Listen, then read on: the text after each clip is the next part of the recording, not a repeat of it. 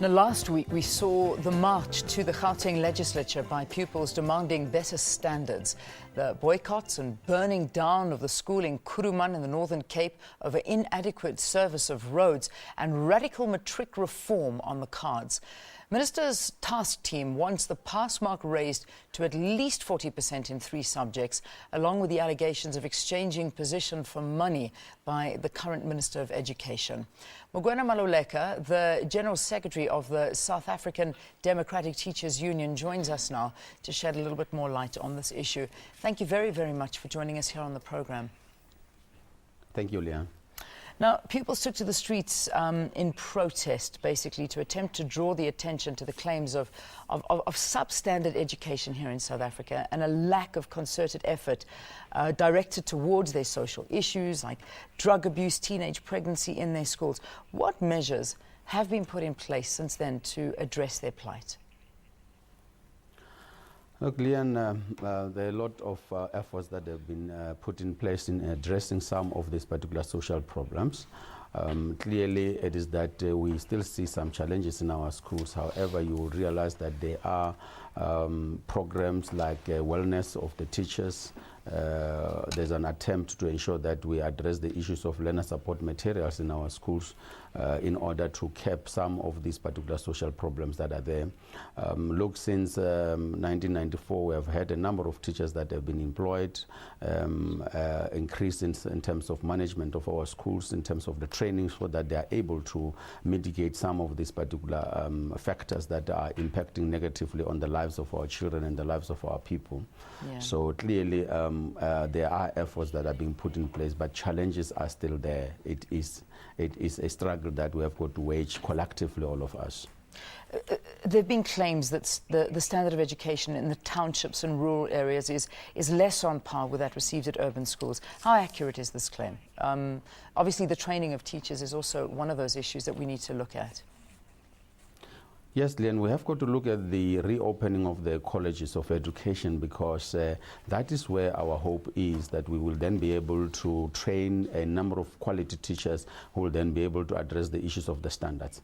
Well, we should not generalize and say that the standard in those particular schools is lower, because if we have 85% pass rate in our country, majority of those particular learners will be coming from those particular rural schools. The best learner in 2013 was coming from Limpopo in terms of mathematics. Yes, we must accept that indeed the schools that were built during apartheid did not have all the facilities to assist us to ensure that we are able to give our learners quality education. This is an area that we have got to address, because clearly you have got 2 schools in one. You have got the former modelistic schools that are schools, but you have got the township schools that we can just call 4-roomed or 4-walled classes, where there are no laboratories, libraries, and sports and recreation facilities. Now, if you want to teach mathematics and science, you've got to ensure that learners are encouraged to take art education. They have got to be encouraged to take music, so that they can improve the interest and the passion in mathematics. But those things are not available for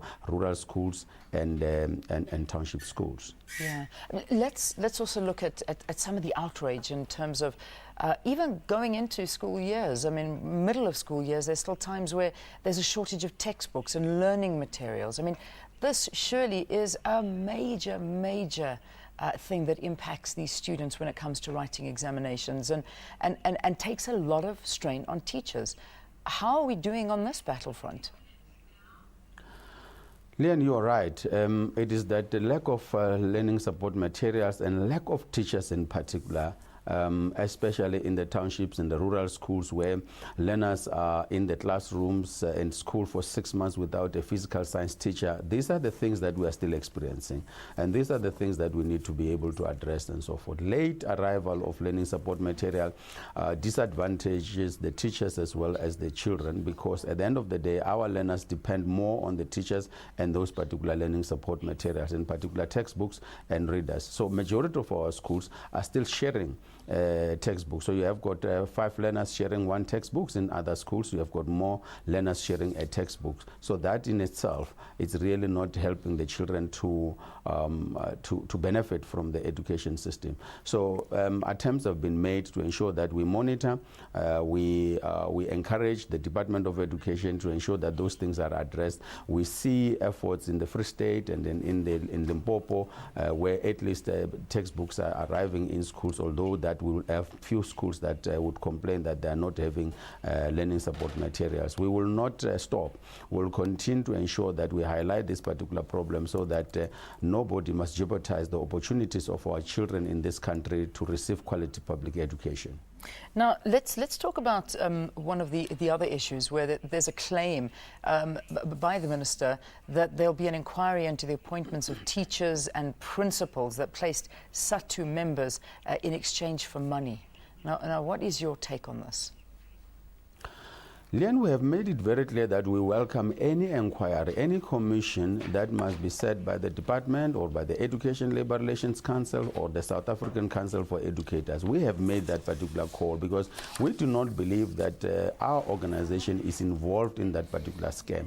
We believe that if an individual is involved in the selling of posts or promotional posts, is doing that as a person who really is acting unprofessionally, and that particular person lacks integrity, because to us, that would be exploitation of the people who are supposed to build a nation. You can't sell a post. SADTU does not have posts. It does not own schools. It does not own any post. So you can only sell what you have. So those who are having influence, including the officials of the department and those particular people who are at the level of the school, including the school governing bodies, are the people who have got the post, and therefore these are the people that have got to be investigated. Our organization condemns this type of exploitation and this unprofessional conduct by any other person, and therefore we are saying to our members, you can't do that in our name. SADTU dissociate itself with such people. So therefore we are going to cooperate with the minister. We are going to make submission in that particular commission in order to address this particular thing. We must condemn it, Leanne. It can't be accepted in our country that people who really are looking for a job are then exploited. All right. Now, finally, before I let you go, obviously this is on the top of people's minds. It was in the Sunday papers over the weekend. A lot of talk about raising the pass marks now, bringing up tougher restrictions to get into university, passing in matric, a minimum of 40% in 3 subjects, and also maths to be compulsory throughout school. Let's get your reaction to this. Did you read these articles? Yes, I did go through those particular articles, Leanne. I must indicate that we welcome the engagement with the minister on these particular issues. We were one of the organizations that have indicated that we will not be able to continuously celebrate the quantity in terms of the statistics of pass, but we'll only celebrate quality. We have indicated that we need to raise the proficiency levels of all the subjects. So we shouldn't just be raising the percentage from 30% to 40%, but what is important, it is what would constitute that particular 40%. What would be the proficiency level for mathematics, physical science, and many other subjects? And therefore, that is the engagement that we would want to embark upon with everyone, so that indeed we welcome the compulsory teaching of mathematics. This as well will present some challenges in terms of us being able to train a number of teachers to be able to cope with this particular demand. All right, let's leave it there. Thank you for talking to us. We'll catch up with you again most definitely throughout the year.